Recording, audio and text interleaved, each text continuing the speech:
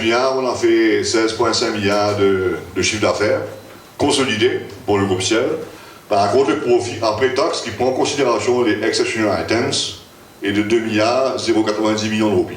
Le total d'assets est passé de 44 milliards à 52 milliards et notre net interest bearing debt groupe, c'est-à-dire consolidé avec toutes les subsidiaires du groupe, est passé de 7,7 milliards à 10 milliards 2.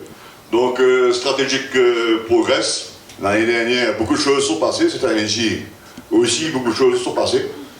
Donc, on a continué à se renforcer au niveau de nos piliers sur une croissance à long terme. On a consolidé notre cluster healthcare.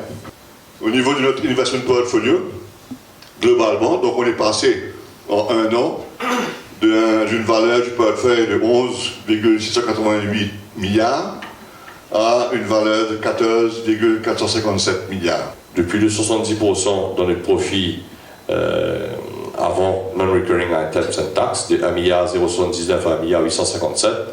Donc on voit que le pôle finance a contribué pour 324 millions, Hotels and Resorts 218 millions, le textile aussi est en hausse, 183 millions, le pôle agro and property 59 millions, la Holdco 40 millions.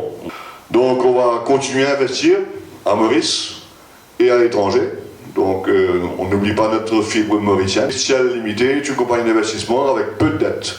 Parce qu'on n'a que 1,4 milliard de dettes sur la compagnie Ciel, avec des assets qui sont beaucoup plus importants. Ce qui fait qu'on n'a pas de soucis financiers pour pouvoir rémunérer l'actionnaire. Et c'est un choix stratégique, c'est une volonté qu'on a mise en place.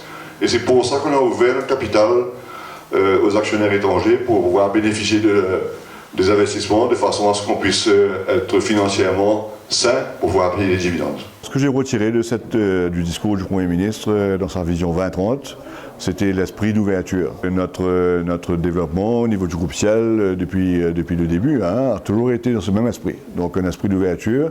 Donc je pense que l'île Maurice, dans son ensemble, si nous voulons vraiment réussir dans cette vision-là, nous avons à aller plus loin et avoir ce vrai esprit d'ouverture. Donc ce qui dit ouverture dit aussi accueillir les étrangers qui viennent à l'île Maurice. Et c'est beaucoup plus facile de les accueillir lorsque nous-mêmes Mauriciens, on sait comment faire pour investir à l'étranger. Donc cette perspective pour moi est importante et globale et c'est certainement la solution pour le futur de l'île Maurice. Les secteurs ne souffrent pas ou ne bénéficient pas d'effets de mode. Je pense que les secteurs économiques en général ont tous leur raison d'être d'une façon ou d'une autre.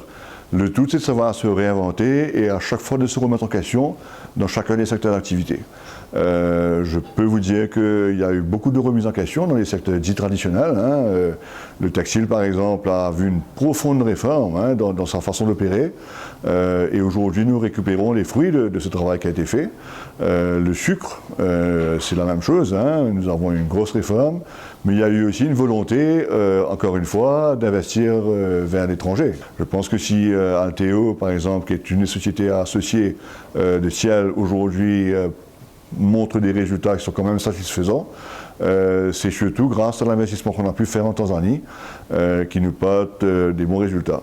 Donc s'il fallait rester sur ces propres bases et se renfermer sur un statu quo basé sur l'économie locale, on aurait vu que la perte de compétitivité, parce qu'il y a une vraie perte de compétitivité de l'industrie cannière à l'île Maurice, même si on a réformé l'industrie à cause du prix du sucre qui est bas en ce moment sur le marché mondial, on n'aurait pas réussi à atteindre ce genre de résultats. On ne peut pas, à chaque fois, lorsqu'on veut avoir une stratégie de développement, se dire qu'est-ce que l'État peut faire pour nous ou qu'est-ce que le pays où on va investir doit faire pour nous. Notre philosophie n'est pas tout à fait la même.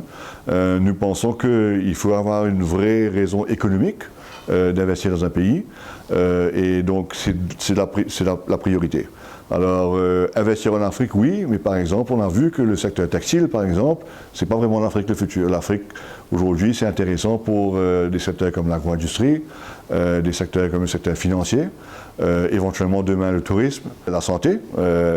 Pour nous, c'est clairement dans notre stratégie, parce que c'est un continent en croissance, avec des besoins et donc des fortes possibilités de développement. Mais cela se fera en prenant en considération les spécificités de chacun des pays où nous investissons et en s'assurant que nous travaillons dans un cadre qui soit quand même correct. Un gros avantage que nous avons à l'île Maurice, c'est que nous sommes nous-mêmes une île, nous sommes nous-mêmes une ancienne colonie. Lorsque nous arrivons dans les pays africains, nous n'arriverons pas avec nos gros souliers, entre guillemets, pas d'éléments d'expression de colonialistes. Nous arrivons en tant qu'amis, investisseurs et porteurs plutôt de bonnes nouvelles que de sentiments d'exploitation. Donc ça, je crois que c'est un élément extrêmement important. Et je pense que les investisseurs étrangers, qui par exemple font confiance à notre groupe, au groupe Ciel, c'est parce qu'ils ont vu à travers nous qu'ils ont peut-être une porte d'entrée dans ces pays africains en respectant la plateforme mauricienne pour l'investissement. Mais il ne faut pas oublier l'Asie également. Je crois que, par exemple, comme je disais, le textile, nous voyons une grosse croissance en Asie pour nous. Nous avons une stratégie bien claire depuis le départ, c'est que nous voulons nous positionner en tant que meilleure alternative à la Chine. Nous pensons que c'est plus intéressant de nous installer en Inde et aussi au Bangladesh. Ce sont des continents, enfin c'est un pays-continent presque, l'Inde, avec des potentialités extraordinaires en termes de matières premières, en termes de ressources humaines. Tous nos managers en Inde sont des Indiens.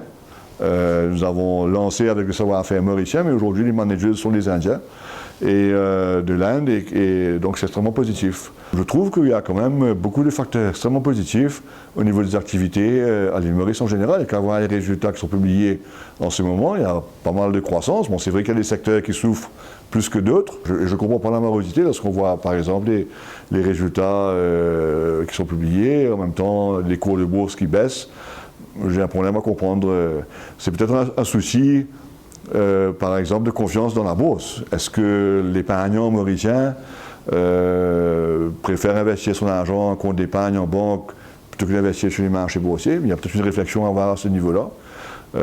Ça peut être fonction aussi de l'intérêt, des taux d'intérêt gérés par la Banque de Maurice. Enfin, je ne sais pas, j'ai du mal à comprendre cette morosité.